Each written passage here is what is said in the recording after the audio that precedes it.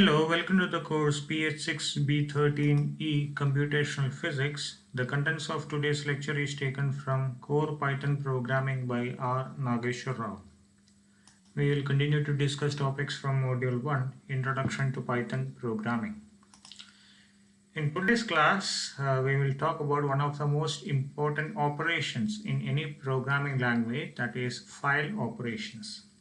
I'm sure all of you are familiar with computer files like a Microsoft Word file or a PDF file or a JPEG file or even a Python file, a .py file. Now, why do we use a computer file? To store data in digital format, right?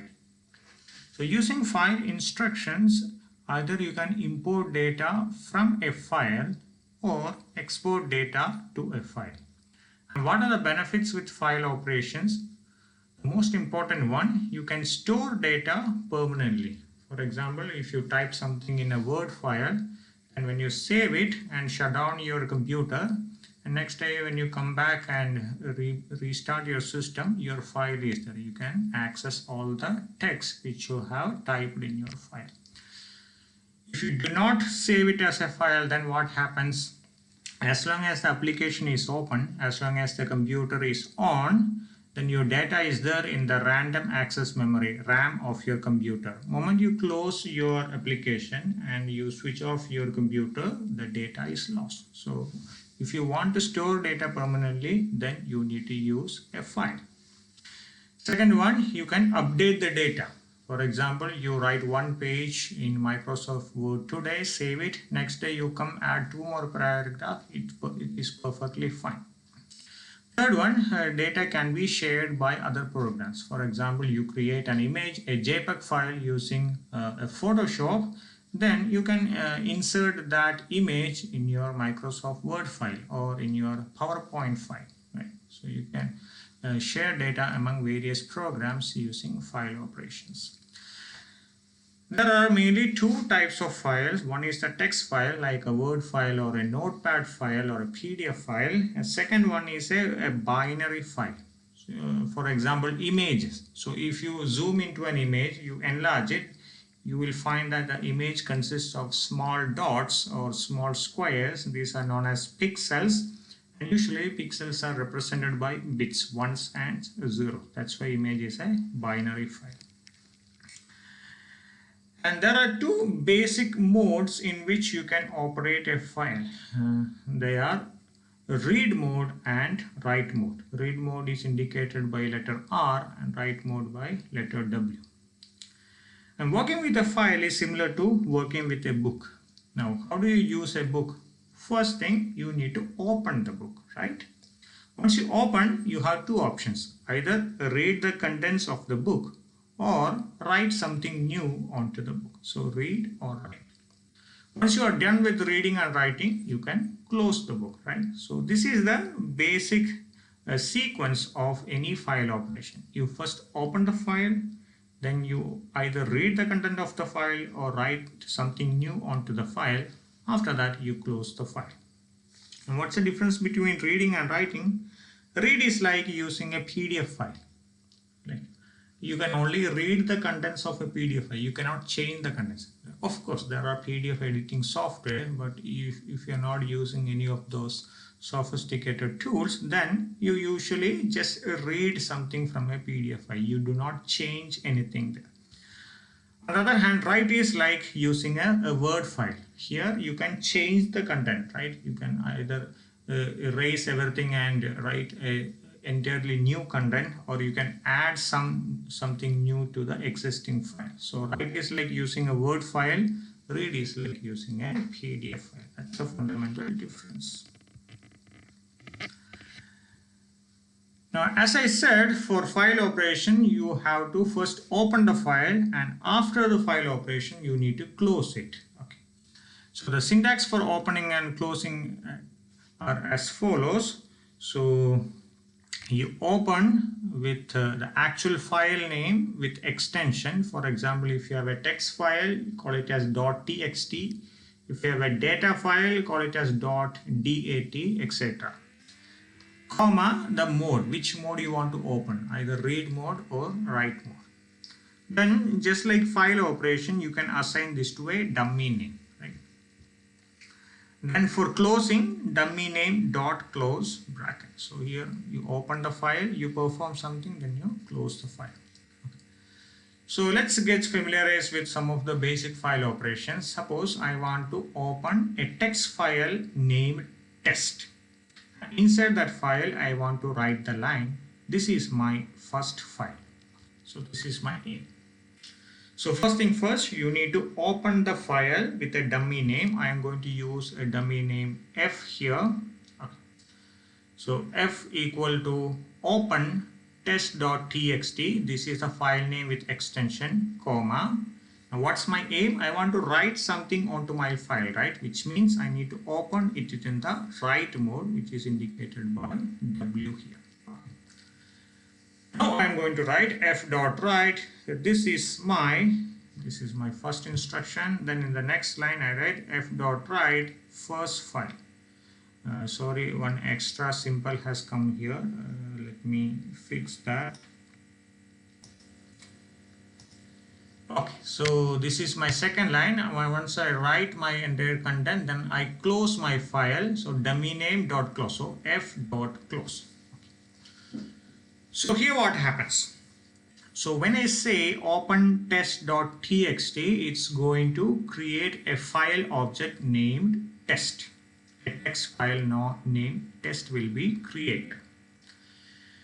So if there is a pre-existing file, suppose test.txt is already existing, then what happens is Python will simply open that existing file and it's going to replace the content of the file with whatever I am going to write now. Okay.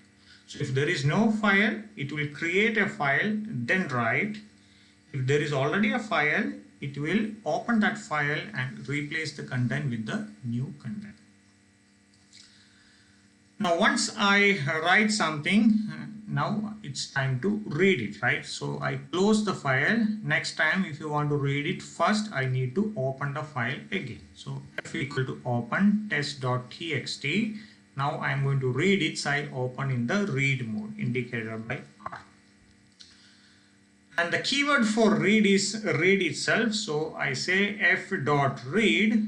So Python is going to read the content of the file. But I also want to display the content on the screen, so I use a print command. So print f.read.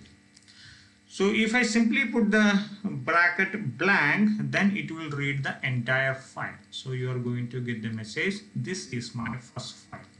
So even though we have written this in two separate lines, inside the file, it is going to be stored in the single line. On the other hand, if you want it to be printed in two separate lines, then you need to use the new line character. So you can say f.write, this is my, then slash n, which means the next line will be starting on the n on a new line. Okay. So in this way, you can print it in two separate lines. Okay. So this is one of the methods you read the contents of a file. Alternately, if you want to read the contents line by line, then you can use the keyword read line. So when you say print read line, so here it's going to read line by line. Since in our current file there is only a single line, only that line will be printed here. So once again you get the output, this is my first file. You can also select a part of your file. So for example, when I say print f.read 7, what happens is only the first 7 characters will be printed. So 1, 2, 3, 4, 5, 6, 7, right? So it will print this is. Okay, so in that way you can restrict the amount of data you want to read or you want to display. And after you are done with reading, close your file. So f.close. So this is the basic operation. So before writing something, you open it. After writing, you close. Similarly, before reading, you open the file. After reading, you close the file. Let's do some more file operations. Let's do a program to enter marks of 5 students. Okay. So first you need to create a file called mark.dat. This is a data file. and I'm going to assign a dummy name M1, and since I am going to enter marks onto this file, I have to open this in the write mode, right? So M1 equal to open mark.dat, W. So if this file is not pre-existing, then a new file will be created. If the file was pre-existing, then the file will be opened and the old data will be replaced by the new data which I am going to enter now. So I want to give a title mark list. So first I do that m1.write mark list. So /n, so that the marks when I enter, that will be entered on the next line. Now I need to enter marks of 5 students one by one, which means I need to use a loop operation. So I introduce a for loop here for I in range 5. So I have a sequence of 5 elements. So I have 5 iterations. So inside that I am going to input the mark. So mark equal to input, enter the mark. So once I input the mark, I am going to write it onto the file m1.write mark. Then I want to enter the mark in separate lines, so I need to use a new line character /n. Here mark is a variable, /n is a text, so when I combine these two I need to use a plus operator here. So mark plus /n, and once I enter all the 5 marks, then I can close my file m1.close. Now some of you may be wondering, usually when you enter a numeric number, you either enter it as an integer or a float, right? But here we haven't done that, which means the mark is inputted in the form of string, right? And why we didn't use a typecasting here? Because by default, data storage in a file happens in the form of string. So even if you input marks in the form of integers, when you write it onto the file, it will be written in the form of string. So it doesn't matter whether you input as a string, an integer or a float, the storage always happens in the form of string. But if you want to display or if you want to read it in the form of integers, for example, you want to print these numbers. So when you print, you want it to be printed as an integer, not as a string. That is possible. You can convert the data type while you are reading. Let's see how do we do that. So I'm going to write a program to display this marks. Okay. So I already have the file mark.dat. So I'm going to open it in the read mode now. I can use a dummy name, any name I can use. You can use M1, or if you want, you can use another name M2. So M2 equal to open mark.dat, R. Now I know that I have a list of marks here, a list of numbers. So I am going to define it as a list mark list. Okay. I am initializing it as an empty list. So mark list equal to an empty list here. Now for simplicity, let's assume that in this file there is no text. So that the title is not there, we only have 5 numbers here. So in that way it's easy to do this program. Okay, so I have 5 numbers. I need to read all these numbers one by one, which means I need to have a loop here, and I know the instruction for reading line by line, that is read line. Okay. And there are several ways you can do this program. One of the methods is to introduce an infinite loop. So I say while 1. While 1, there is no test condition, right? You are not testing any particular condition here, which means this is true always. This is in an infinite loop. And inside the infinite loop, you can introduce a break condition so that when the condition is satisfied, the loop terminates. So this is one of the methods. Okay. So inside the loop, I am going to read the lines of the file one by one using readLine command. So when I read a line, I am going to assign it to a variable s. So s equal to m2.readLine. Now, when do I terminate the loop? When I reach the end of the file, I terminate. Now, how do I know that I reach the end? At the end, when you read, you don't get anything, right? You just see a blank, right? So that is going to be your breaking condition. If s equal to empty, then you break. Okay. So before that, before you reach the end of the file, what you want to do, once you read the line, you want to append that particular value or particular data into your mark list. Okay. So while appending, either you can append in the form of a string, or if you want, you can append in the form of an integer or a float. So mark list dot append, there you do the typecasting. Here I am doing integer, so append in s. So each line will be read, and that particular value will be appended onto the list in the form of an integer. So once you are done with reading the entire file, then you say print mark list. So here the mark list will be printed as a list of integer values. After that, you close your file. So this is one of the ways you can do the reading of your mark list in terms of integers. Now imagine that you have a file with this kind of a title, and when you want to display, you don't want this title, you want only the marks to be printed. How you do that? You can do that as an assignment. Okay. Let's do a couple more examples. Create a function filter file which makes a copy of old file and creates a new file. Okay, so basically you have two files, an old file and a new file. You open the old file, read the content, then you open a new file and copy the entire thing onto the new file.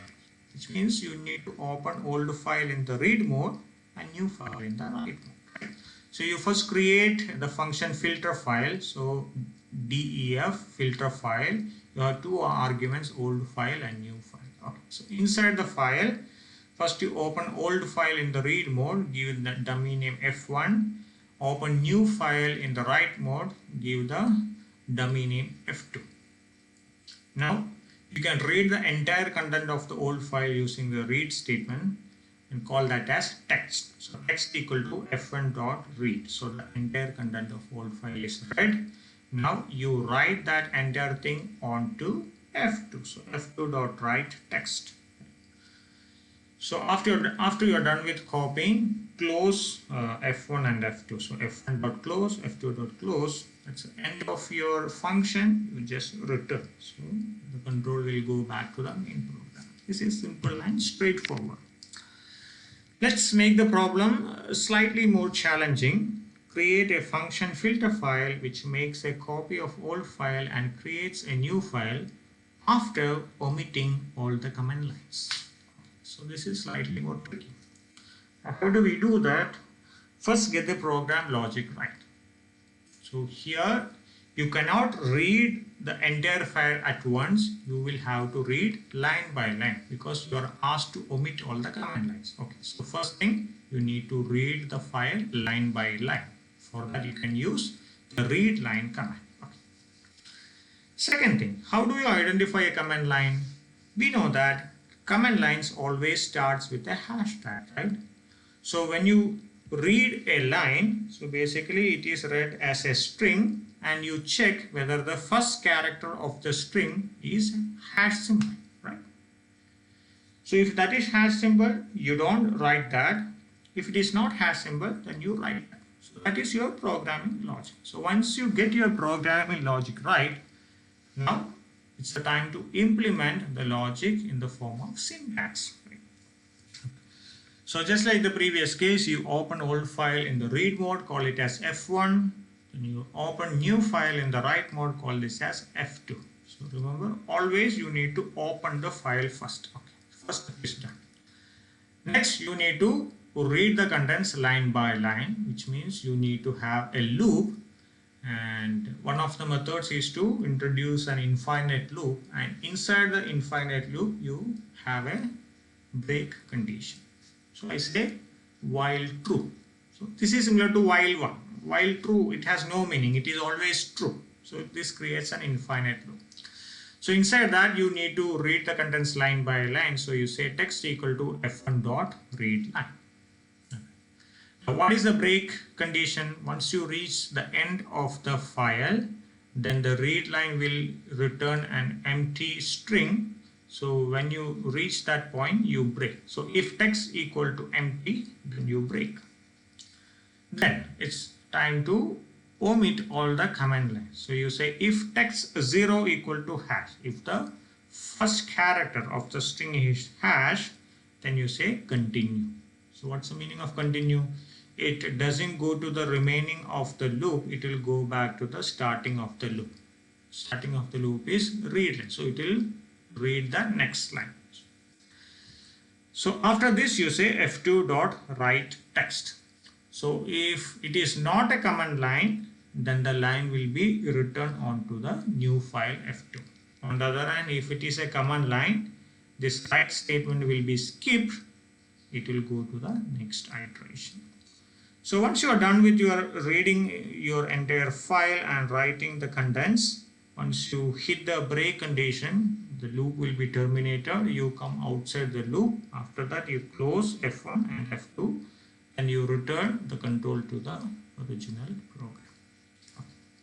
So these are some of the examples. Now, as I mentioned, in a file, the data is stored by default in string form. Now, if you want to store data in other types, suppose you want to store it as an integer or you want to store it as a float, then you need to use a module called pickle. In pickle, there are two functions, dump and load. Dump is for writing data in any type and load is for reading data in any type. Let's see how to use these two. So before using pickle, you need to import that module. So you say import pickle, and for example, you have to create a data file called mark, and you want to enter some data like 1, 2, 3, 4, 5. You have a list of integer data, and you want to store it as integers. Okay, so that's why we are using the pickle module. Okay. So you import pickle. M1 equal to open mark.dat in write mode. Then you have your data list, data equal to 1, 2, 3, 4, 5. This is a list of integers. Now you are going to write this list, the integer list, onto your file using the dump statement. So you say pickle.dump data comma M1. So the data, which is a list of integers, will be returned onto your mark.data file or your M1 file. So once you are done with the writing, you close the file M1.close. Now you can read the contents of your file in the integer format. Once again, you import pickle, then you need to open your file. Now you are going to open it in the read mode. You can use a dummy name M2. Now the instruction for reading data is load. So you say data equal to pickle.load M2.